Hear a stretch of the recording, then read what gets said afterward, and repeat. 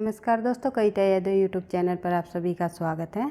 संपूर्ण हिंदी विषय की तैयारी को आगे बढ़ाते हुए टीजीटी पीजीटी परीक्षाओं को ध्यान में रखते हुए हमने प्रैक्टिस सेट की है शुरुआत। तो उसके अंतर्गत हम जो है हिंदी साहित्य और हिंदी व्याकरण से संबंधित उन सभी महत्वपूर्ण प्रश्नों को कर रहे हैं जो कि परीक्षाओं में बार बार पूछे जाते हैं और आगे भी पूछे जाने की संभावना है।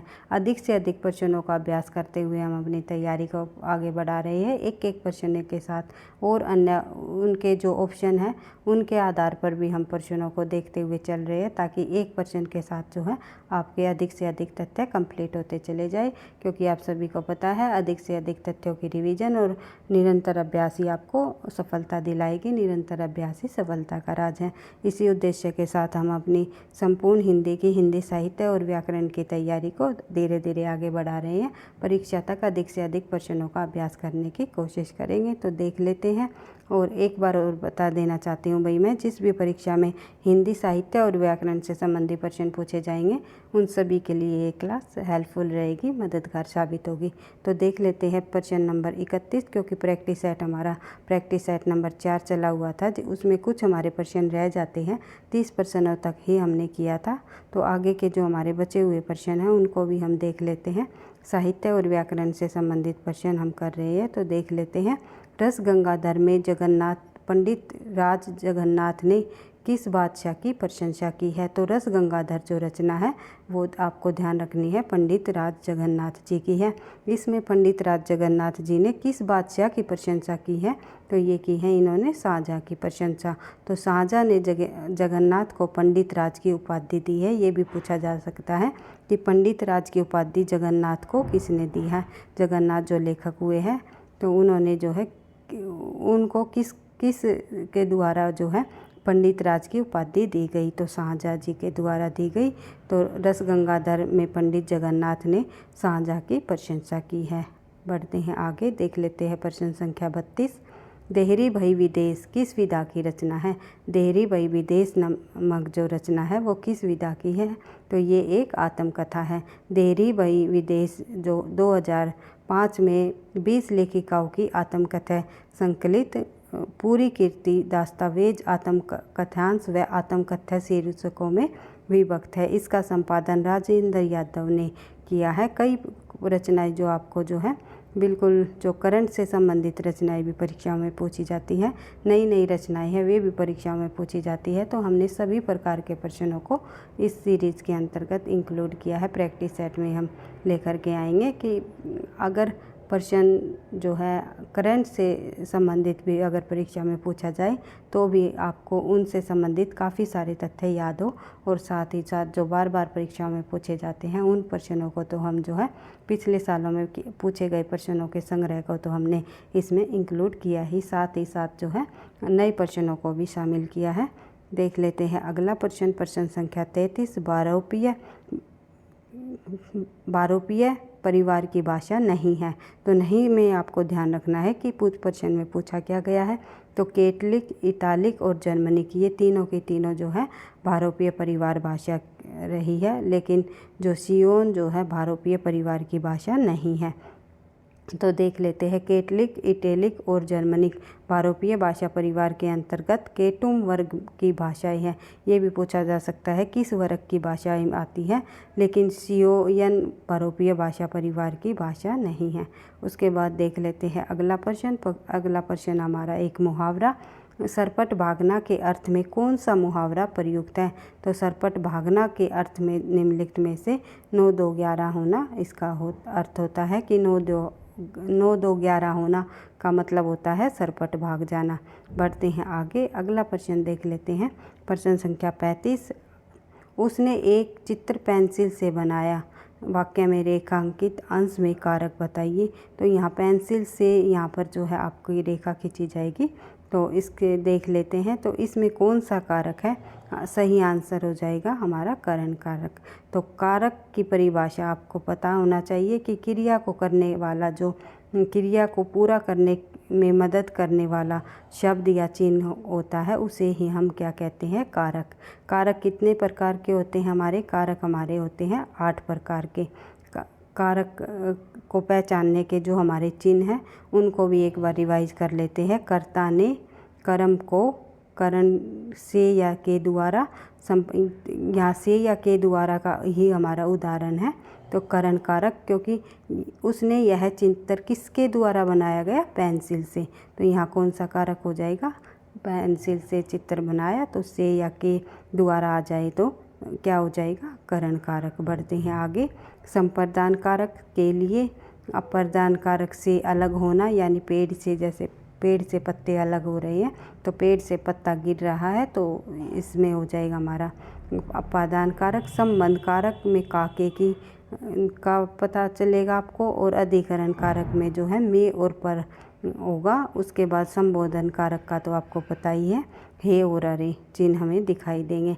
बढ़ते हैं आगे। अगला प्रश्न है हमारा, निम्नलिखित में से अंतस्थ व्यंजन वाला वर्ण कौन सा है। तो अंतस्थ व्यंजन वाला वर्ण हमारे 4 वर्ण होते हैं अंतस्थ व्यंजन के, य, र, ल और व। य, र, ल और व।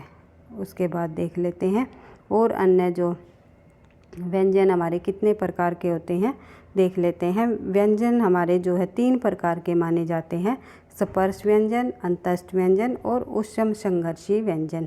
तो अंतकरण के माध्यम से उच्चारित होने वाले व्यंजनों को अंतस्थ व्यंजन कहा जाता है। अंतकरण व्यंजन के उदाहरण य, र, ल और व है, जिनके उच्चारण में जीवा का अगला भाग मसूड़े को छूता है और वायु पार्श्व को आसपास से निकल जाती है और पार्श्विक कहलाते हैं।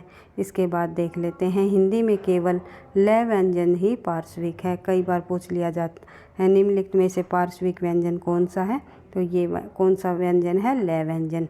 ये आपको ध्यान रखना है। इसका उच्चारण जो है, इसका उच्चारण स्थान कौन सा है, दंत्य है, ये भी आपको ध्यान रखना है। और उष्म संघर्षी व्यंजन तो आपको पता ही है, और स्पर्श व्यंजन भी हमारे जो है 25 होते हैं, और उष्म संघर्षी हमारे श और है होते हैं।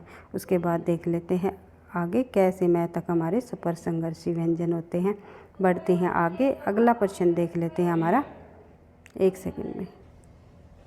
उसके बाद देख लेते हैं हमारा अगला प्रश्न। अगला प्रश्न हमारा, निम्नलिखित में से अशुद्ध पद कौन सा है। तो इनमें से अशुद्ध पद पूछा हुआ है, मेरा बेटा और बेटी बाजार गई है।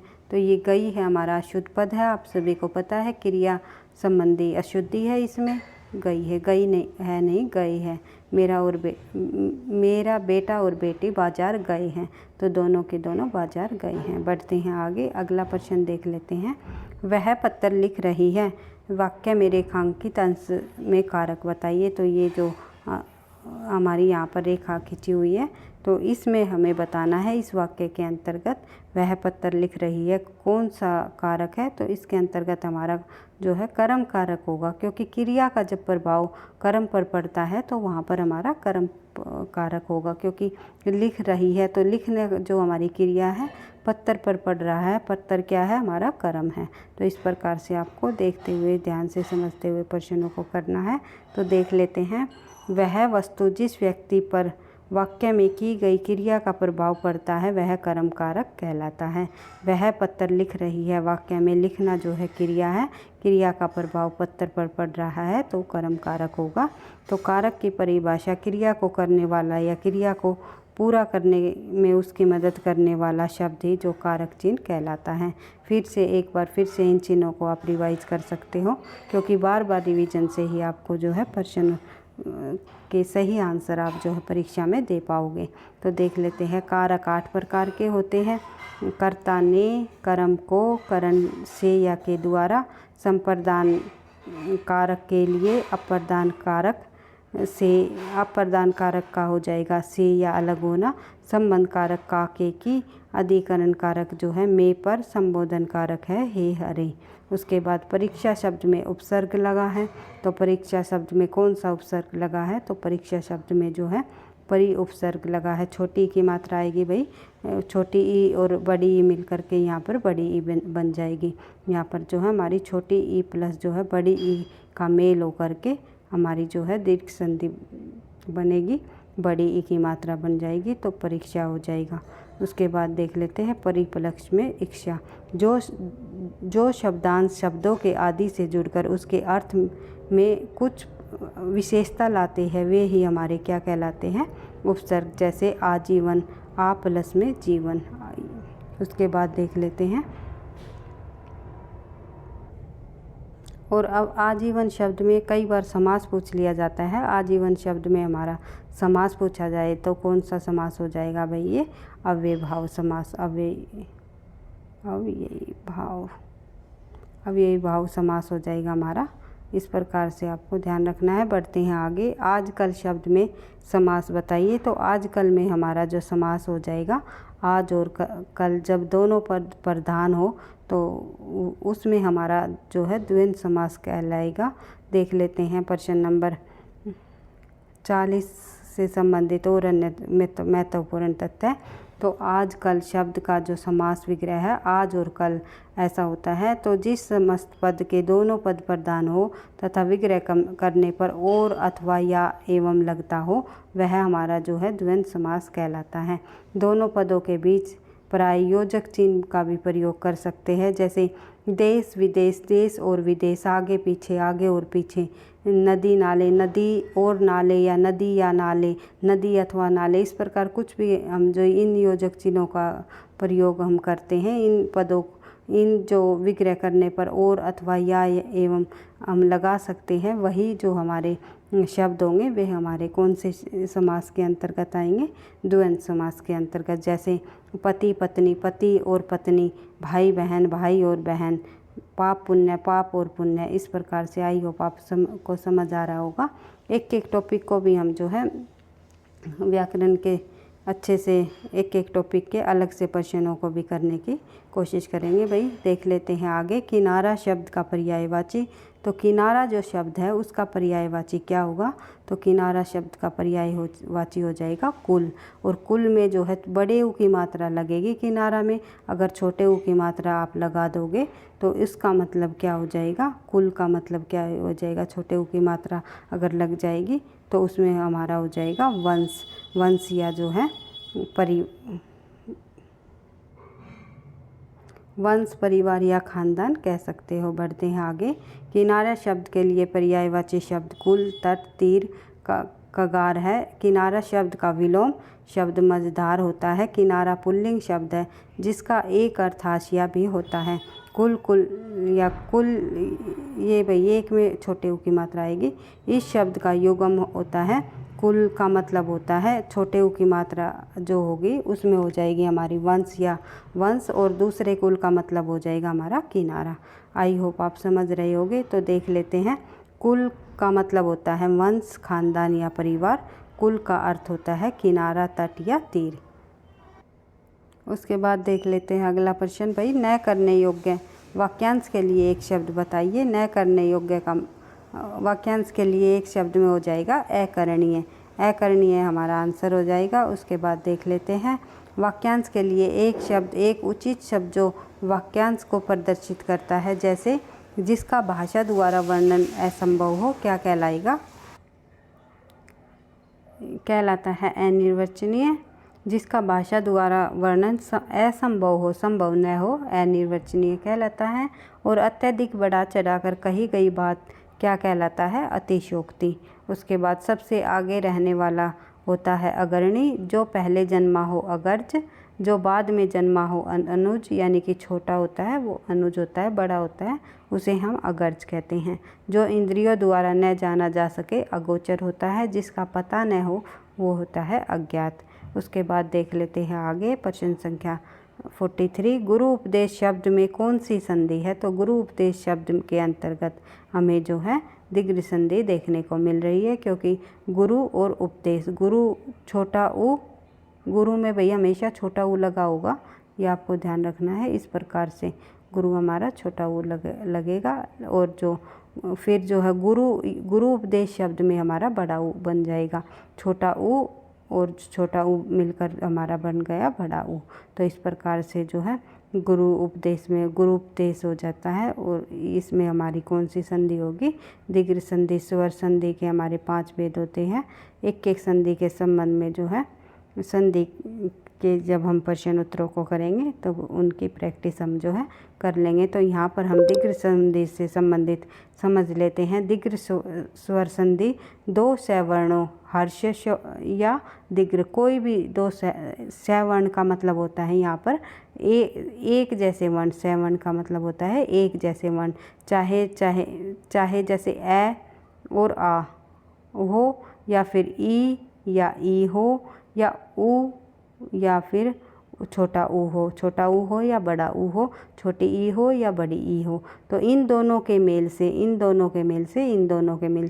जो एक जैसे वर्ण होते हैं हमारे, उनके मेल से, चाहे वे दीर्घ हो या हर्ष हो, छोटे हो या बड़े हो, कोई किसी भी प्रकार की हो, तो दोनों के मेल से जो परिवर्तन होता है तो वही हमारा क्या कहलाता है, दीर्घ स्वर संधि कहलाती है। और परिवर्तन किस में होता है, छोटा ई या बड़ा ई हो तो बनेगा बड़ी ई, तो बड़ी ई की मात्रा ही बनेगी, चाहे छोटी ई या छोटी ई मिलके बनी हो, या फिर जो है बड़ी ई या बड़ी ई मिलके बनी हो, या छोटी ई या बड़ी ई मिलके बनी हो। इसी प्रकार से जब हमारा देख लेते हैं शिवालय को, अगर आप समझोगे तो शिव प्लस में आलय, तो शिव यहाँ पर वह में हमारा क्या इंक्लूड है, ए, क्योंकि हर एक जो हमारे व्यंजन होते हैं उसमें हमारे स्वर विद्यमान होते हैं। तो ए प्लस में शिव प्लस में आलय, तो आ हमने यहाँ से ले लिया, ए प्लस आ मिलकर क्या बनेगा, तो आ बनेगा। तो इसी प्रकार से जो है अगर कोई भी छोटा वर्ण हो या बड़ा वर्ण हो तो दोनों के मेल से जो है बड़ी ई की मात्रा ही बनेगी, तो हमारी क्या कहलाती है, दीर्घ संधि। जिस प्रकार से गिरी प्लस में इंद्र, गिरी में छोटी ई की मात्रा है और इसी प्रकार से इंद्र में भी छोटी ई की मात्रा है, तो दोनों की मात्रा छोटी ई बन के जो हमारी बड़ी ई की मात्रा बन गई। तो इस प्रकार से आई होप आप समझ रहे होगे। तो संधि के टॉपिक को आपको जो है एक पूरे टॉपिक को, जिस भी बच्चे ने अभी तक नहीं सीखा है तो आपको पूरे टॉपिक को एक बार अच्छे से समझ लेना है। तो देख लेते हैं अगला प्रश्न संख्या 44। भारतीय संविधान के किस अनुच्छेद द्वारा संघ के राजभाषा हिंदी और देवनागरी लिपि की घोषणा की गई? तो ये आपको बताना है। आंसर हो जाएगा हमारा 343। संविधान की धारा 343(1) के अनुसार देवनागरी लिपि को हिंदी संघ की राजभाषा होगी, और धारा 343(2) में जो है अंग्रेजी को आधिकारिक कार्य में उपयोग संविधान आरंभ होने की तिथि 15 वर्ष यानी 25 जनवरी 1965 तक की अवधि तक जो है जारी रखने के लिए कहा गया। धारा 343(3) में संसद को 25 जनवरी 1965 के बाद में आधिकारिक प्रयोजनों के लिए अंग्रेजी के उपयोग को जारी करने के लिए कानून बनाने का अधिकार दिया गया। राजभाषा अधिनियम 1963 संशोधित 1967 की धारा 3(2) के अनुसार जो है, धारा 3 के अनुसार 25 जनवरी 1965 के बाद भी आधिकारिक कार्य में अंग्रेजी के उपयोग को जारी रखने की बात कही गई। इस अधिनियम में यह भी बताया गया कि हिंदी और अंग्रेजी दोनों भाषाओं का उपयोग विशिष्ट प्रयोजनों के लिए अनिवार्य रूप से किया जाएगा। उसके बाद देख लेते हैं आज की क्लास का हमारा भाई अंतिम प्रश्न। तो देख लेते हैं साहित्य का हमारा प्रश्न है ये, एक लड़की किसकी रचना है? सॉरी भाई, ए लड़की है, एक लड़की नहीं, ए लड़की किसकी रचना है? तो ये रचना है कृष्णा शोभती की। कई बार परीक्षाओं में पूछी गई है ये रचना, तो कृष्णा शोभती की है, आपको ध्यान रखना है। उसके बाद देख लेते हैं कृष्णा शोभती जी से संबंधित और अन्य उनकी रचनाएं, ताकि आपको परीक्षा में ए लड़की के अलावा कोई और अन्य रचना पूछी जाए तो आप उसका आंसर दे सको। तो कृष्णा शोभती की कहानी या जो प्रमुख कहानियाँ रही है, बादलों के घेरे में और 1980, सिक्का बदल गया, यारों के यार और 3 पहाड़, ए लड़की, ये सभी कहानियाँ जो है कृष्णा शोभती जी की हैं। और उनके अनुसार जो अन्य ऑप्शन में हमारे जितनी भी ये लेखिकाएँ दी हुई हैं, मैत्री पुष्पा, ममता कालिया और मनु भंडारी, इन की भी कहानियों को हम देख लेते हैं। ए लड़की किस विधा की रचना है? तो एक कहानी है कृष्णा शोभती जी की। उसके बाद मैत्री पुष्पा जी की कहानी हम देख लेते हैं। चिन्हार 1991, मिनिया जो है लल मिनिया 1996, गोमा हस्ती है, कई बार पूछा जाता है भाई 1998, जवाबी कागज। उसके बाद देख लेते हैं मनु भंडारी जी की कहानियाँ। मैं हार गई, कई बार पूछा जाता है 1957, यही सच है 1966, ये भी इम्पोर्टेंट है भाई। प्लेट सैलाब, एक प्लेट सैलाब 1968, तीन निगाहों की एक तस्वीर 1968, रानी माँ का चबूतरा, गीत का चुंबन, त्रिशंकु 1978, बंद दरवाज़ों के साथ जो है, ये सभी रचनाएं जो हैं मनु भंडारी जी की है। और ये जितनी भी मनु भंडारी की रचनाएं आपको यहाँ पर देखने को मिल रही है कहानी से संबंधित, लगभग ये सभी कहानियाँ परीक्षाओं में पहले पूछी भी जा चुकी हैं और सभी कहानियाँ इम्पोर्टेंट रही है मनु भंडारी जी की। मैं हार गई, यही सच है, एक प्लेट सैलाब, तीन निगाहों की एक तस्वीर, रानी माँ का चबूतरा, गीत का चुंबन, त्रिशंकु, बंद दरवाज़ों के साथ, ये सभी कहानियाँ मनु भंडारी जी की प्रसिद्ध कहानियाँ रही है। तो देख लेते हैं ममता कालिया जी की कहानियाँ। ममता कालिया की जो कहानियाँ हैं उनके अंतर्गत है छुटकारा 1969, सीट नंबर 6 1978, एक अदद औरत 1979, प्रतिदिन 1983, उसका यौवन 1985, बोलने वाली औरत 2000 की रचनाएं इनकी, जांच अभी जारी है, और मुखौटा जो है 2002 की रचना है। तो ये सभी रचनाएं जो है ममता कालिया जी द्वारा लिखी गई इनकी कहानियां हैं। और जितनी भी महिला लेखिकाएँ हुई हैं, मनु भंडारी, ममता कालिया, मैत्री पुष्पा, कृष्णा शोभती, उषा प्रियवंदा आदि जो जितनी भी लेखिकाएँ हुई है हिंदी साहित्य के अंतर्गत, जितनी भी उन्होंने रचनाएं लिखी है, तो कहीं ना कहीं परीक्षाओं में महिला लेखिकाओं से भी संबंधित रचनाएं परीक्षाओं में हमें देखने को मिलती है। तो एक क्लास के अंतर्गत हमने जितनी भी महिला लेखिका इससे संबंधित रचनाएं, जो इम्पोर्टेंट रचनाएं हैं जो परीक्षाओं में पूछी जाती हैं, उनको भी हम करेंगे। तो इसी प्रकार से जो है हर रोज़ हम एक महत्वपूर्ण हिंदी साहित्य के महत्वपूर्ण टॉपिक के साथ अपनी तैयारी को आगे बढ़ाएंगे और साथ के साथ जो है इन प्रैक्टिस सेट के माध्यम से जो है अधिक से अधिक प्रश्नों का अभ्यास करते हुए विद सॉल्यूशन के साथ, विद एक्सप्लेनेशन के साथ, अर्थात व्याख्या सहित प्रश्नों को करते हुए हम आगे बढ़ते रहेंगे। तो वीडियो पसंद आई तो भाई लाइक करना, दोस्तों के साथ शेयर करना, चैनल पर पहली बार हो तो सब्सक्राइब कर लेना ताकि नोटिफिकेशन आपको मिलता रहे। और कमेंट बॉक्स में आप लास्ट में अंत में ये भी बता सकते हो आपको वीडियो आपको कैसी लगी, और किसी भी प्रकार का अगर कोई डाउट हो तो वो भी पूछ सकते हो। अगर या मुझसे कोई वीडियोस के अंतर्गत किसी पर्सन में कोई मिस्टेक हो जाती है तो आप साथ साथ जो है उसको भी आप जो है वहाँ पर क्लियर कर सकते हो, क्योंकि मैं ये मानती हूँ कि हर एक बंदा जो है 100% बिल्कुल सही नहीं होता, कहीं ना कहीं कुछ ना कुछ भाई थोड़ी बहुत मिस्टेक हो सकती है। तो ऐसा नहीं है कि हमें आता नहीं है या ज्ञान की कमी है या जो है कुछ, आई होप आप समझ रहे होंगे जो मैं कहना चाहूँगी। तो मैं इतना कहना चाहूँगी कि अगर किसी भी प्रकार का आपको किसी भी प्रकार का कोई डाउट आता है प्रश्नों में कि इसका आंसर ये होना चाहिए, मैम इसका आंसर आपको आपने ये बताया, तो साथ के साथ हम जो है उन प्रश्नों को ठीक करते हुए चलेंगे तो जो है ज़्यादा अच्छा रहेगा, ताकि और बच्चों को भी इन प्रश्नों के माध्यम से अधिक मदद मिल पाए। तो मेरा उद्देश्य सिर्फ इतना ही है कि अधिक से अधिक प्रश्नों के अभ्यास करते हुए जब हम अपनी तैयारी को करते हैं तो हमें सफलता अवश्य ही मिलती है। तो एक बार से फिर मैं आपको कहना चाहूँगी, वीडियो पसंद आई तो लाइक करना, दोस्तों के साथ शेयर करना, चैनल पर पहली बार हो तो सब्सक्राइब कर लेना, पढ़ते रहना, आगे बढ़ते रहना। थैंक यू, धन्यवाद।